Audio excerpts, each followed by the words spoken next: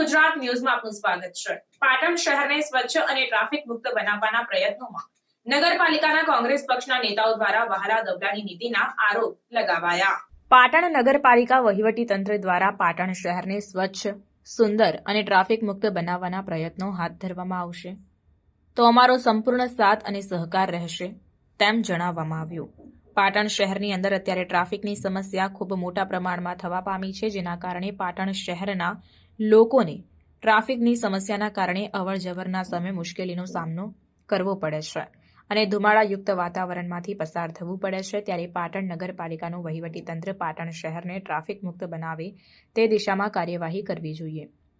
પાટણ પાલિકા તંત્ર દ્વારા 10 જાન્યુઆરી 2025ના રોજ સવારે 10 કલાકેથી પાટણ શહેરની અંદર મેઇન બજારમાં ટ્રાફિક ન રહે, સ્વચ્છતા જળવાય તે માટે પાટણ નગરપાલિકાના વહીવટીતંત્ર પ્રમુખ, સ્વચ્છતાના ચેરમેન, વહીવટીતંત્ર દ્વારા ડ્રાઈવ યોજવામાં આવી હતી, જે દરમિયાન પાટણ શહેરની અંદર દોશીવટ બજારમાં આવેલ સુખડિયા ફરસાણની દુકાનને બહારના ઓટલા પર મૂકેલ સામાનના કારણે વહીવટી ચાર્જ તારીખ 6 જાન્યુઆરી 2025 અને 10 જાન્યુઆરી 2025ના રોજ આપવામાં આવ્યો, જ્યારે તેની પાસે જ ઊભી રહેતી બ્રહ્માણી નાસ્તા હાઉસ અને બ્રહ્માણી ચોળાફળી જેવી બંને લારીઓને કોઈપણ જાતનો વહીવટી ચાર્જ આપવામાં આવ્યો નહીં।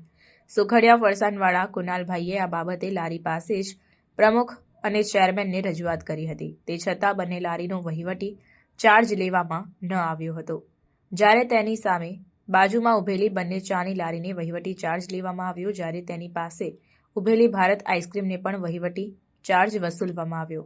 ભારત આઈસ્ક્રીમ લારીવાળા ભાઈને લારી નહીં ઊભી રાખવાની પણ સૂચના આપવામાં આવી।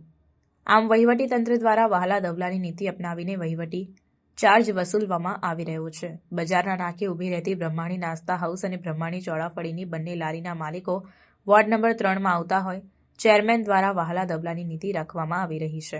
પોતાના વિસ્તારના લોકોને વહીવટી ચાર્જમાંથી મુક્તિ આપવામાં આવી છે। પાટણ નગરપાલિકા વહીવટીતંત્ર દ્વારા ટ્રાફિકની સમસ્યા હલ કરવા માટે જ ડ્રાઈવ યોજવામાં આવી હોય તો પછી વહીવટી ચાર્જ વસૂલીને જાહેર રસ્તા પર અડચણરૂપ લારીઓને અને દુકાનદારોએ બહાર મૂકેલા પોતાના સામાન કે પછી બાંધેલા મંડકો જો દૂર કરવામાં ન આવે તો ટ્રાફિકની સમસ્યા આ નગરપાલિકાનું વહીવટીતંત્ર કેવી રીતે હલ કરી શકે તે એક મોટો પ્રશ્નાર્થ છે। પાટણ શહેરની અંદર મેઇન બજારની અંદર વહાલા દવલાની નીતિ અપનાવી વહીવટી ચાર્જ વસૂલવામાં આવી રહ્યો છે, ત્યારે પાટણ શહેર કોંગ્રેસ પ્રમુખ તરફથી પાટણ શહેરને સ્વચ્છ અને ટ્રાફિક મુક્ત બનાવવા પાટણ નગરપાલિકા વહીવટીતંત્ર દ્વારા ટ્રાફિકને અડચણરૂપ અને ગંદકી કરતા તમામ એકમોને એક સમાન વહીવટી ચાર્જ લઈ પાટણ શહેરને સ્વચ્છ અને ટ્રાફિક મુક્ત બનાવવાના પ્રયત્નો હાથ ધરવા જોઈએ તો પાટણના પ્રજાજનો અને વેપારીઓ પાટણ નગરપાલિકાના વહીવટીતંત્રને સાથ સહકાર આપશે।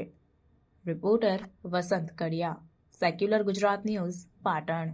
પાટણ નગરપાલિકાના વહીવટીતંત્ર દ્વારા પાટણ શહેરને સ્વચ્છ, સુદૃઢ અને ટ્રાફિક મુક્ત બનાવવા માટે તારીખ 10/1/2025ના રોજ ડ્રાઈવ યોજવાનો કાર્યક્રમ રાખવામાં આવ્યો હતો। રાત્રે 9 કલાકે પાટણ શહેરના મેઇન બજારની અંદર પાટણ નગરપાલિકાનું વહીવટીતંત્ર અલગ અલગ દુકાન પાસે જઈ જ્યાં ગંદકી હતી ત્યાં નોટિસ આપતા હતા, કોઈક જગ્યાએ વહીવટી ચાર્જ વસૂલતા હતા।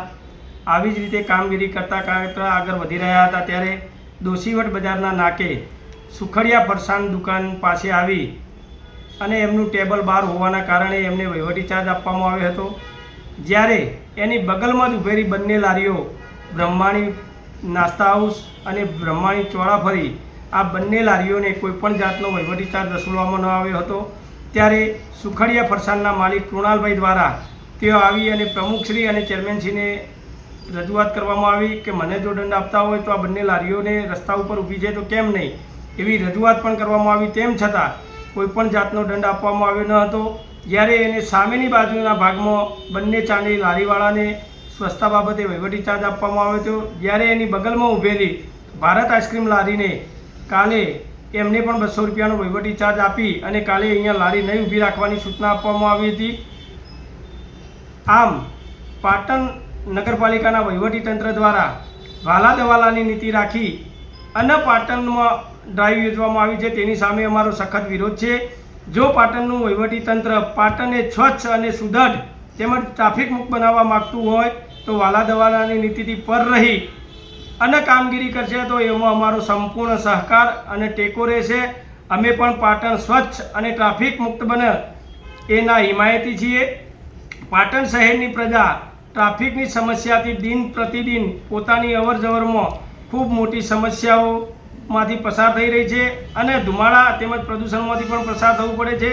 તો પાટણ નગરપાલિકાનું વહીવટી તંત્ર જે લારીઓ રસ્તામાં ઊભી છે અથવા તો જે દુકાન માલિકો અથવા તો જે દુકાનના વેપાર કરતા વેપારીઓ દ્વારા બહાર સામાન મૂકવામાં આવે છે તેમાં પણ વાલા દવાલાની નીતિ ન અપનાવી અને અડચણરૂપ જે કંઈ વસ્તુ હોય તેનો ચાર્જ વસૂલી નહીં અને એને સાઈડમાં કરવી અથવા તો એમને ઉપાડી લેવા માટે જણાવવામાં શરૂઆતમાં આવે અને તેમ છતાં જો ના માનવામાં આવે તો તેમને ઝડપી કરી અને નગરપાલિકામાં વહીવટી ચાર્જ વસૂલવામાં આવે ત્યારે આ યોજના સફળ થશે. બાકી વાલા દવાલાની નીતિ અપનાવી અને પાટણનું વહીવટીતંત્ર ટ્રાફિક સમસ્યા કે સ્વચ્છતા કરી શકશે નહીં. તેમજ આ વિસ્તારમાં ઊભી રહેતી બંને લારીઓ ચેરમેનના વિસ્તારની હોવાથી આ બંને લારીઓને કોઈપણ જાતનો વહીવટી ચાર્જ આપવામાં આવ્યો ન હતો, કારણ કે આ બંને લારીઓ વોર્ડ નંબર 3 જે ચેરમેનશ્રીનો વિસ્તાર છે ત્યાંની હતી, જેના કારણે તેમનો વહીવટી ચાર્જ વસૂલવામાં આવ્યો નથી. એ ખરેખર નિંદનીય બાબત છે. પાટણના બજારની અંદર તમામને એક સાથે રાખી અને પાટણ સ્વચ્છ ટ્રાફિક મુક્ત અને સુદૃઢ બને તેવા પ્રયત્નો પાટણના નગરપાલિકાના વહીવટીતંત્રએ હાથ ધરવા જોઈએ તેવી પાટણ શહેર કોંગ્રેસ વતી અમારી માગણી છે. સમાચારોની અવનવી અપડેટ્સ માટે જોતા રહો સેક્યુલર ગુજરાત ન્યૂઝ. સાથે સેક્યુલર ગુજરાત ન્યૂઝ ચેનલને લાઇક, શેર અને સબસ્ક્રાઇબ કરો અને બેલ આઇકોન દબાવીને સમાચારોની ઝડપી માહિતી મેળવો.